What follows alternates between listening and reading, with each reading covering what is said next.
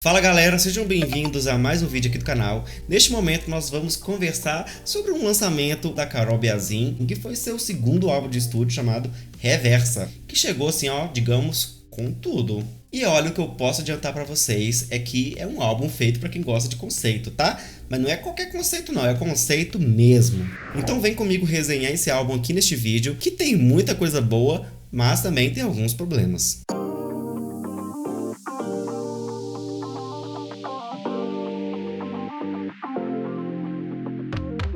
Primeiramente, eu gostaria de contextualizar essa minha escutada nesse álbum Reversa da Carol, porque eu tecnicamente não sou fã, tá? Eu não vou dizer que eu acompanho a Carol, que eu acompanhei esses últimos lançamentos dela. Pelo próprio canal vocês viram que não chegou até mim assim de forma muito natural, então eu não acompanhei. Mas eu lembro exatamente da minha sensação no momento em que eu escutei Suas Linhas e Talvez. Eu acho que são dois singles dela bem antigos e são músicas assim que me pegaram de uma maneira assim quase que imediata.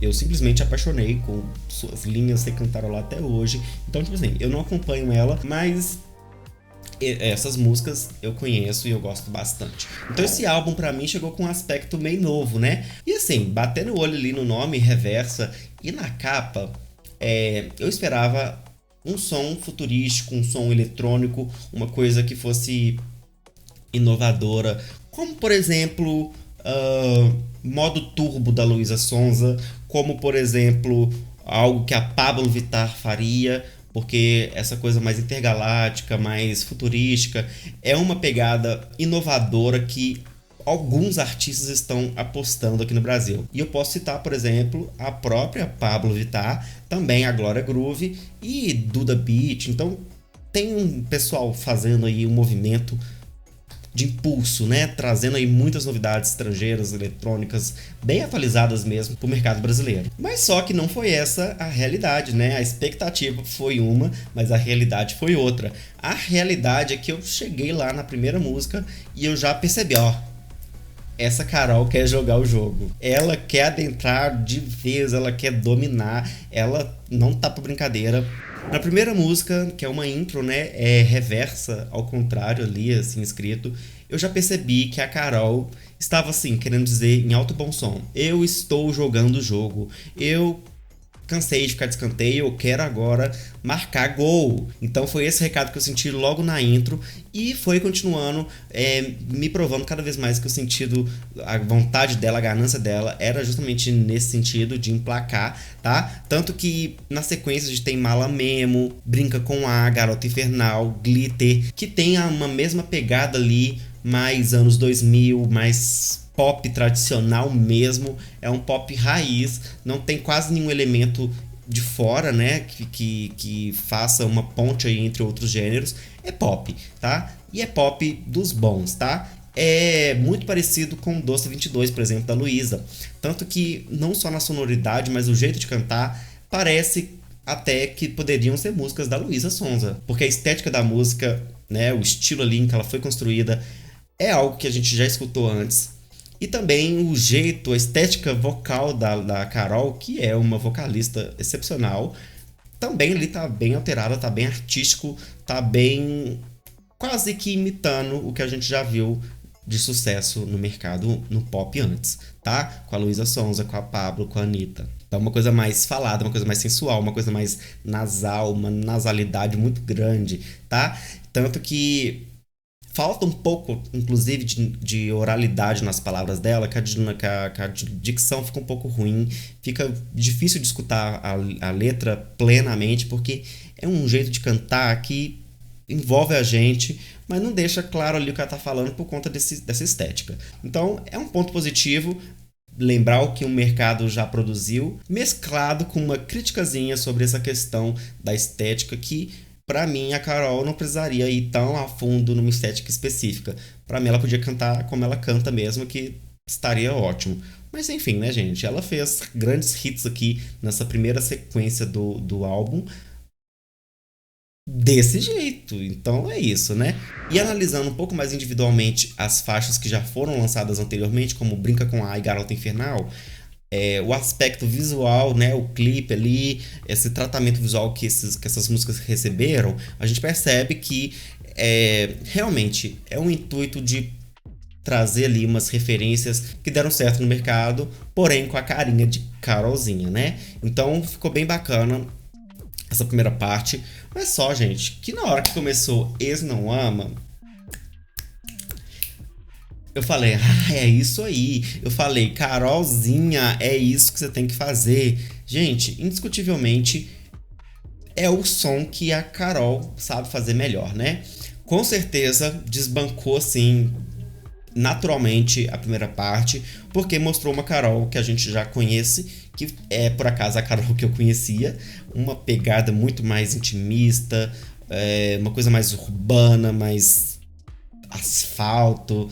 Essa parte é mais sentimental, é uma parte mais emotiva, me lembra muito a Carol que eu conheci, né, no início ali, com aquelas músicas que eu citei. Então eu tive uma nostalgia muito grande, porque eu falei, é isso, era isso que eu tava esperando. Parecia que o início foi uma ilusão, sabe? Uma coisa assim, bem aleatória, porque o meio do álbum é um momento muito especial, né? É quando ela entrega ali toda a essência da Carol, é o grande diferencial dela, que é esse timbre dela muito belíssimo, é uma voz escura, né, grave, então ela usa a voz dela muito bem quando ela quer, para um propósito, né, então a voz dela tem um toque especial, e nessa parte do álbum eu senti que ela entregou um pouco disso. E eu vou confessar uma coisa pra vocês, tá? Eu não tava entendendo o conceito enquanto eu escutava ali até, sei lá, a música 10. Eu não tava entendendo a motivação, eu vi que houve uma mudança brusca ali, provavelmente um ato, segundo ato, então eu notei essa transição e gostei, me levou para outro ambiente dentro do mesmo álbum, isso é bem bacana, mas eu não tinha pegado o conceito. Nesse momento da segunda parte, eu peguei o conceito, tá?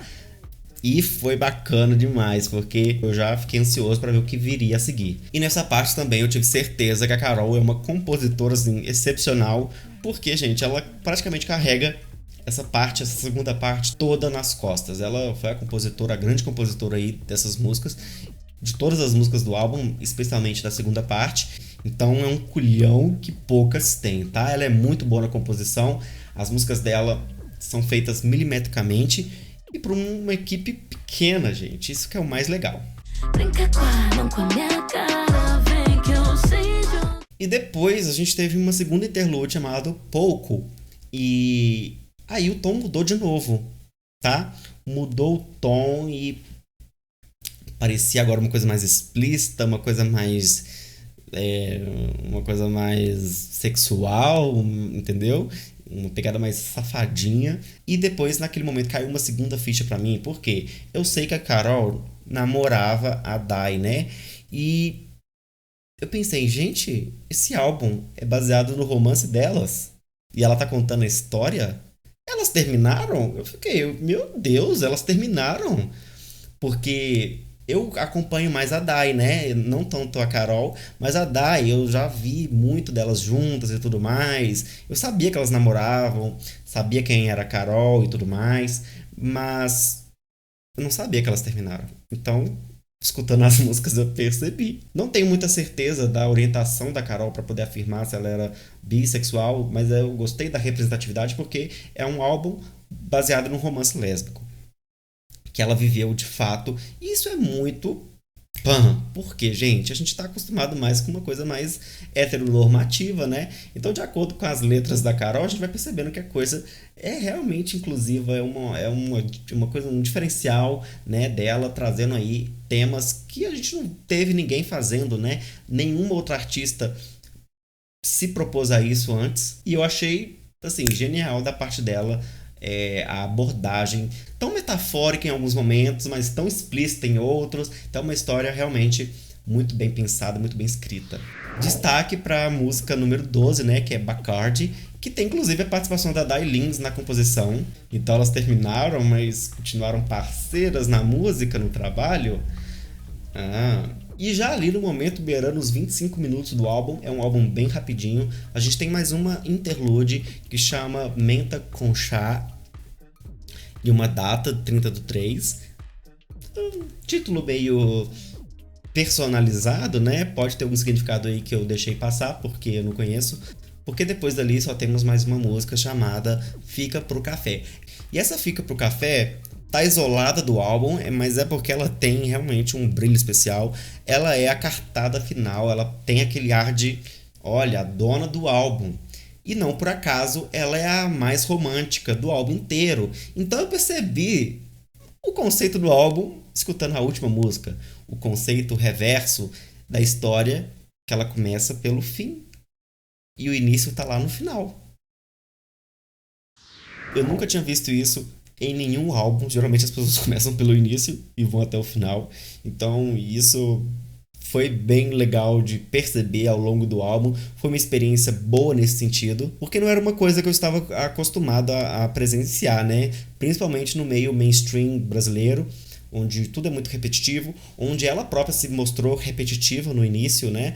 Do que a gente já tinha escutado antes na voz da Luísa Sonza e tudo mais. E aí, gente, é o seguinte, a conclusão que eu chego é que esse álbum é um álbum muito bom. Ele é um álbum excepcional, ele é fechadinho, conceitual, farofado no limite. Onde deveria ser, ele tem a farofa. Onde ele deveria ser mais sentimental e intimista, ele é. Ele poderia ser muito bem mais um álbum da Luísa Sonza. Ele poderia ser a sequência do Doce 22 na voz da Luísa Sonza, que eu tenho certeza que indiscutivelmente seria o maior sucesso do Brasil. Porém, graças a Deus, esse álbum não está na voz da Luísa, e sim na voz da Carol Biazin, que eu acredito que agregou muito mais no álbum, por ser a própria Carol, com esse timbre dela, com essa voz mais grave, mais pesada.